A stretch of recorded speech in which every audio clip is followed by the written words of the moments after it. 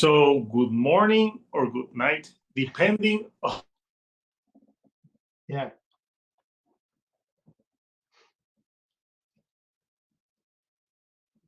Hello? you may know Frozen? Oh, as sorry. the guitar player for Diamond Head. And we're here to talk about their new live album that's coming on July 11th. So Brian, how are you, man? I'm good, thank you. So you're the dude on the couch? Yeah, that is me. I am the dude on the Yeah. couch. Yeah. That's why I'm on the couch. So first of Oh, all, great to meet you. I discovered Diamond Head thanks to Metallica covering Am I Evil? Uh, yes. so I remember listening to that, and then because I'm like, oh, who did this awesome song? So it's amazing that I could discover you guys from another band. So it's been a very long career.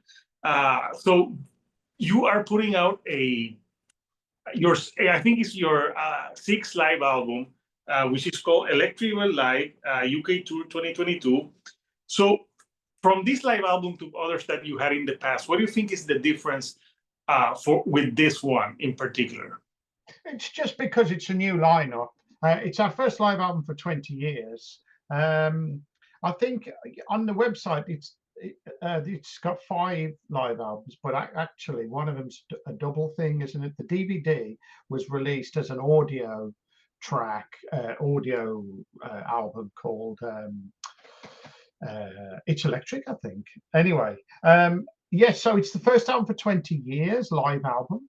And it's also a different lineup. We've got Rasmus on vocals, we've got Abs on guitar, and we've got Paul on bass. So the only 2 people who've been there. I mean, obviously I'm an original member, and No, then Carl's been in the band since '91, so he's done over 30 years. But the other guys have changed, and there's a lot of new songs. You know, we've done a couple of albums since Raz has joined. We've done the Diamond Head album, which came out in 2016, and we've done the Coffin Train, which came out in 2019. So we wanted to capture the band as it is now, and with modern technology, and you know, the songs are really powerful with this lineup. So it felt like a fantastic opportunity to record the gigs and put out a live album.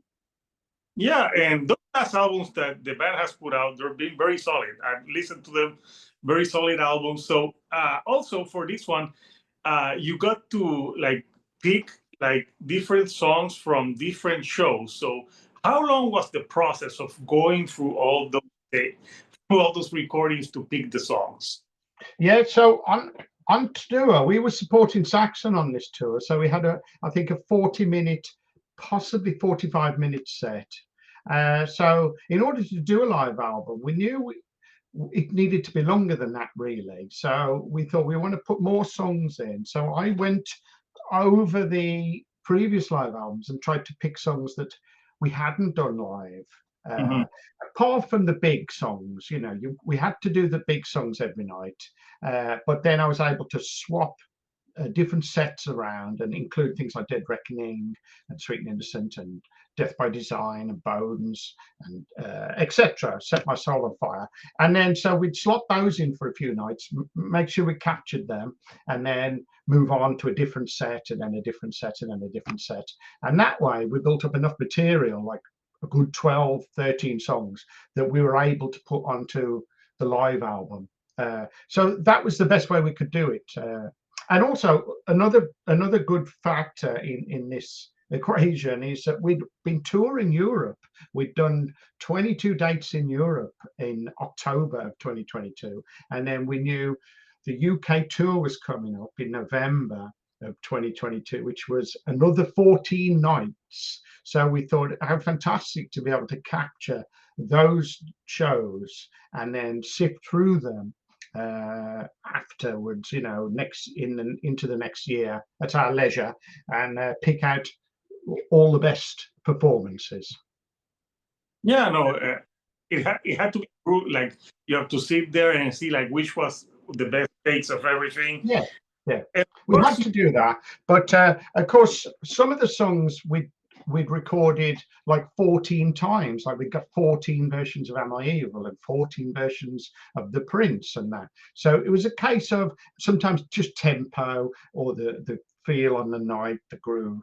And then with other songs, maybe say Dead Reckoning, we probably only had 3 takes of that because, as I say, we kept swapping the set. But yeah, we'd just spend a couple of days going through track after track, making notes. We had a big chart on the wall with every gig and every song, and we, you know, crosses and ticks for the good and bad. We got through it, and you know, it was good. Yeah, and the good thing is that since you brought like some different songs, different nights, I bet it kept it interesting. Not doing It like did. not doing like the same live set all over, because I know people. I'm sure people, if you don't play "Am I Evil" or "The Prince," they're going to be mad. Yes, indeed. It wouldn't be right, would it, if you went to see a band you like and they didn't play the big songs? I saw Prince once when he was going out to Squig, you know, it's the Squiggle thing. He didn't have Yeah, a name, did he? And he didn't do any previous songs. All he did was songs from the new album, and it was very disappointing. And this is Prince we're talking about, you know. So I realised, oh, you can't do that. You've got to do at least, you know, the big songs, Purple Rain or something. So anyway. or two, one or two, because if you only play, like, that's the challenge of a band when they put out a new album. Like, you want to play the new material, but Yeah, you also want to please everyone as best as of you can. course. And it's great fun, isn't it? The old songs translate to an audience, so you know they're going to have fun. It's great to play. It works both ways, you know.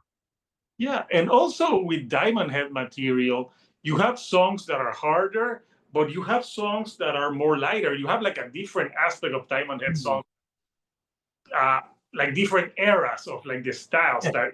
Yes.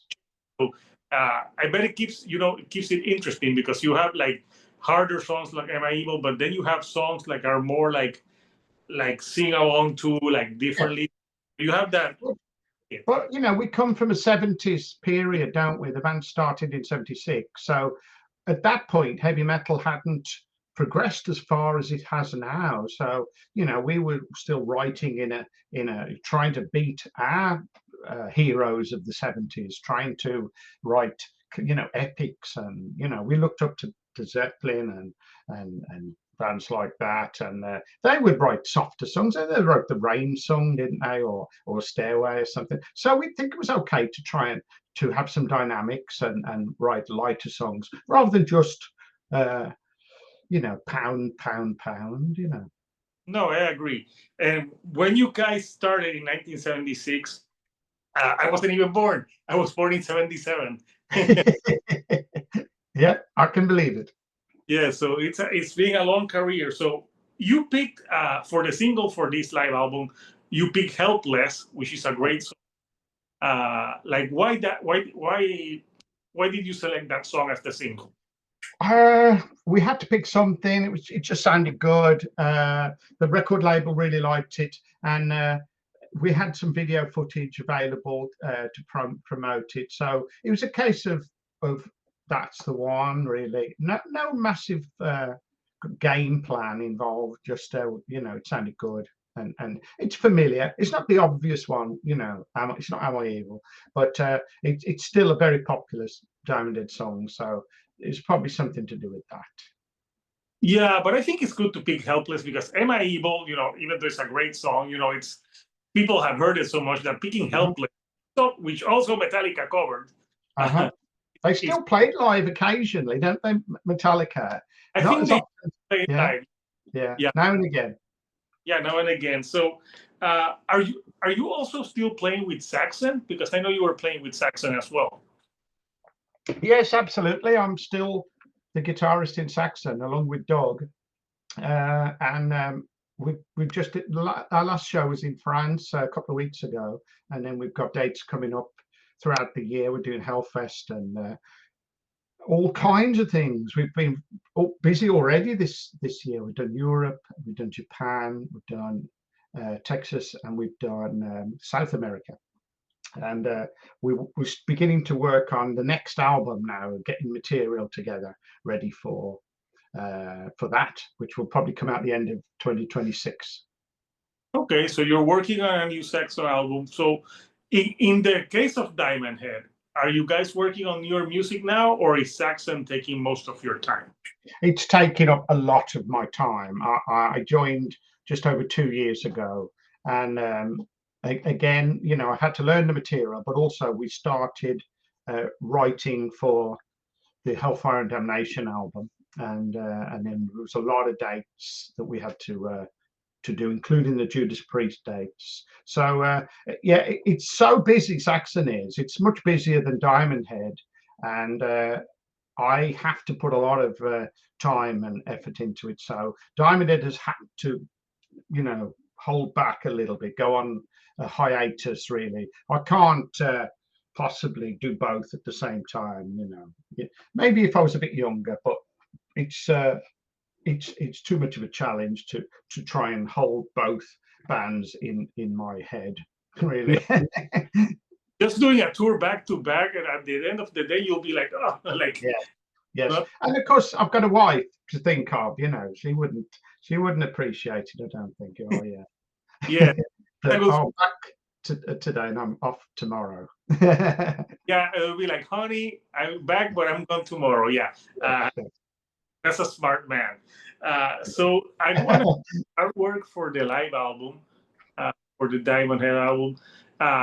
July 11th is the date for this one. So tell us a little bit about what you guys were going for with the artwork.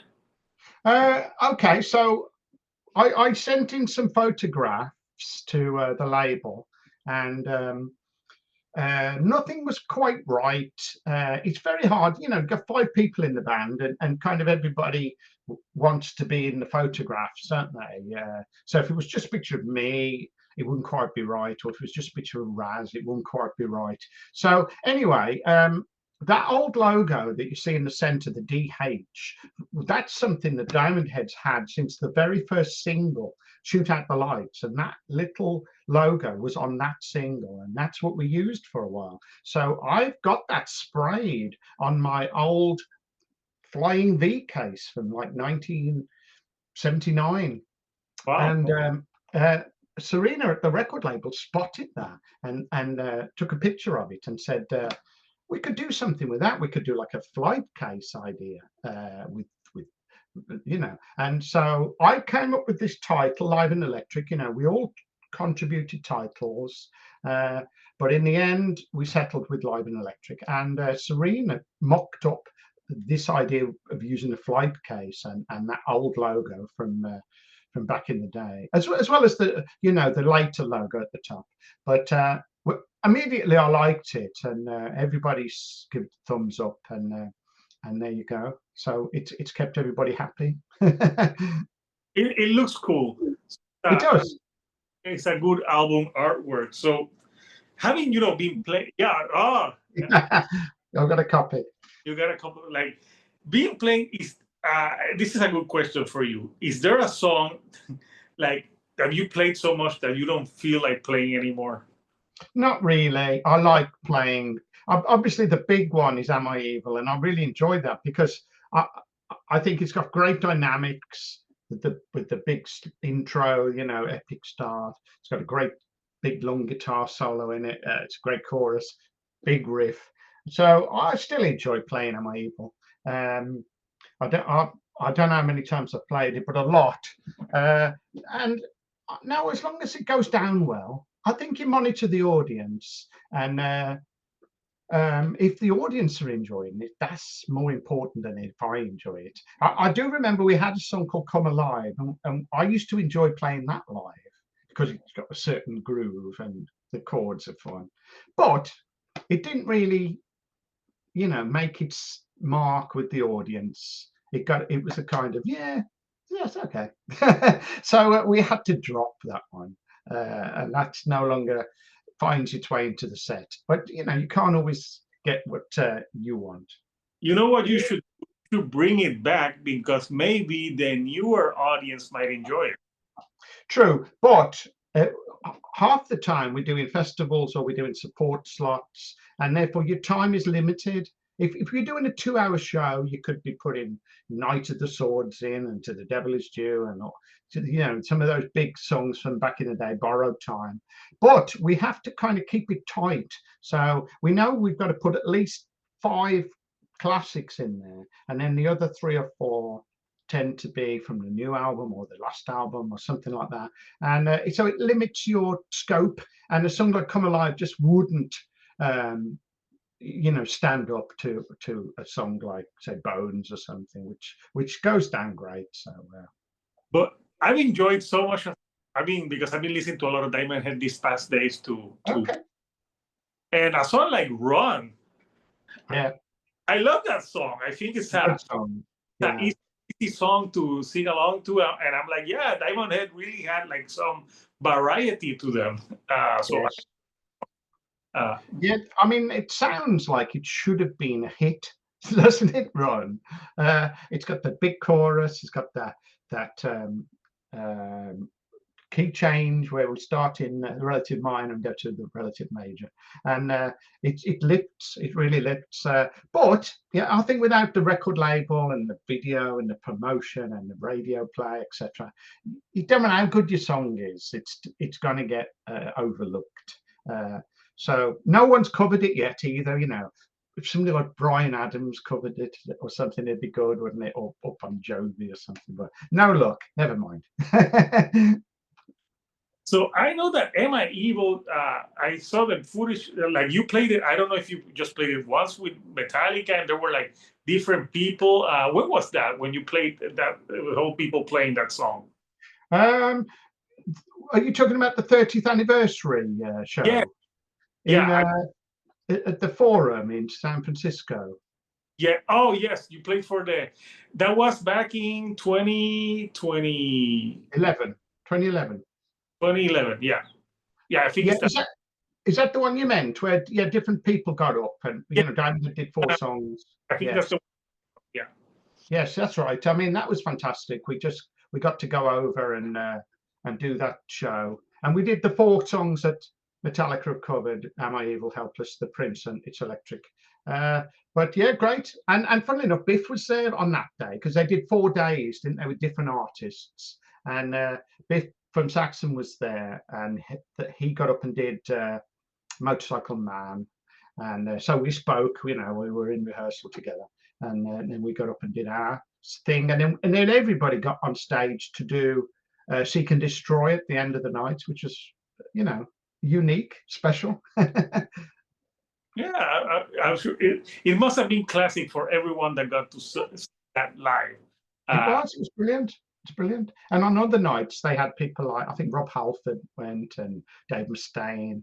I think I don't know if Tony Iommi went, possibly, but anyway, it was great. It was a real event. That was awesome. So for people who want to pre-order the live album, I'll post the link for people who want to pre-order that live album. So after are going to be busy with Saxon, or is there going to be some shows with Diamond Head as well?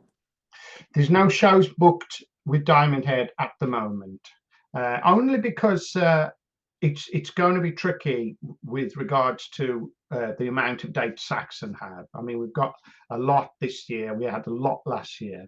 And we just figured, how you book gigs 6 months in advance and 9 months in advance even. If we booked a festival in 6 months' time, there's a good chance that Saxon could get a gig on the same night. And I'd have to do the Saxon gig, so you'd have to cancel a Diamond gig, and it just wouldn't be right. It wouldn't be fair on the rest of the guys and the fans. And so we just thought, right, take a break. The management advised us, and the agent advised us, have a break, see if momentum builds up, if the fact that we're away creates some kind of demand, and just see what happens in the future. I mean, everybody's okay.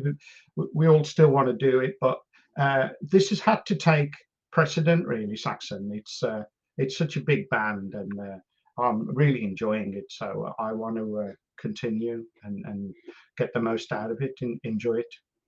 Yeah, and I actually reviewed Saxon's last album on the channel. Yeah, yeah. cool.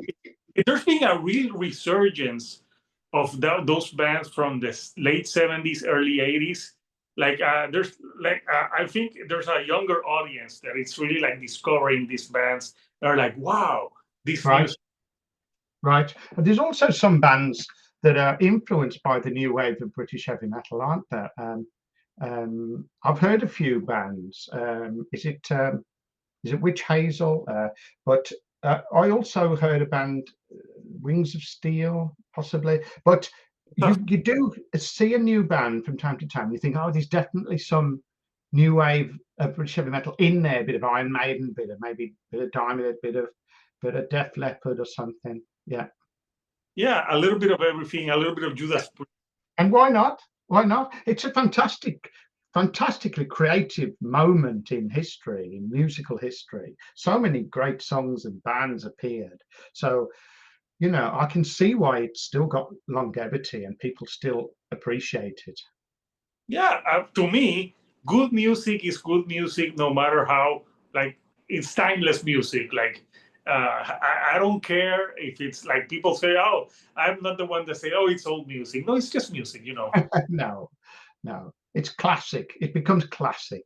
It becomes classic. That's right. So, Brian, you know, I want to thank you for taking some time of your afternoon to chatting with me. You know, it's been an honor to meet you and talk to you. Best of luck, obviously, with Saxon and obviously with this Diamond Head live album release. So before I let anything you like to say to the fans?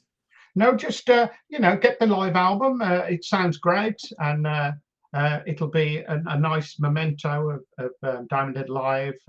Hopefully, keep you going until you get to see the band again, you know, in the future. So yeah, hope you all, you know, keep the faith and all that. Awesome, Brian. So, Couchers, the Diamond Head live album out July 11th. I'll post the link. So, again, Brian, thank you for meeting me from England to Puerto Rico. So, until next time, Couchers, this is Hector, the Shield Dude on a Couch, and I'll see you all right here on the couch. Thank you, and good